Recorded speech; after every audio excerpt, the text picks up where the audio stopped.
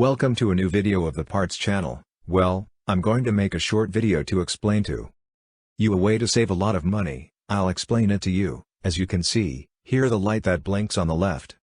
Here says DPF, that is, the acronym for particulate filter. This vehicle is a Mazda 3, 2200 diesel. The problem with this vehicle is that about a month ago, approximately, the owner told us that light started to come on, but it only came on a couple of seconds.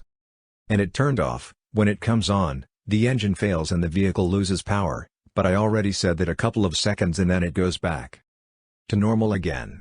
What happened?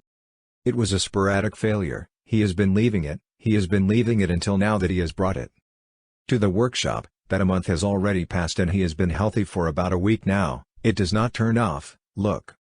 That does not turn off. You see that the engine failure continues there. So, what I had to have done was when it started to turn on in that couple of seconds, at that moment you have to drive the car. This means that the AQ is not being able to regenerate the particulate filter. Okay, that's why it came on for those couple of seconds, but there, at that moment still, you have the possibility of taking the vehicle out on the road and raising the revolutions.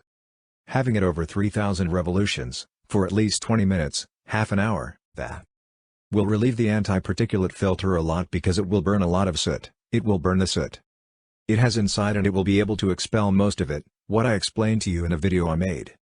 I will leave the link there. To do it at least once a week, give the car a slipper, that is, upload the revolutions, precisely, for the particulate filter to reach a temperature of 600 degrees, which is when it can burn the carbon it has inside.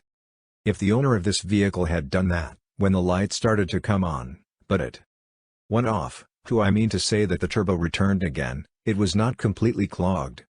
It was already warning, there, at that moment, it could have prevented it from reaching this result.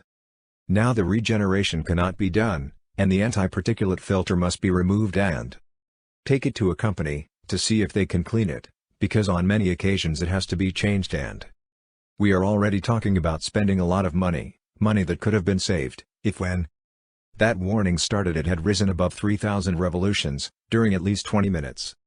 Half an hour, which I advised, before this problem arises, do it at least once a week, if you drive the vehicle a lot in the city and at low speeds.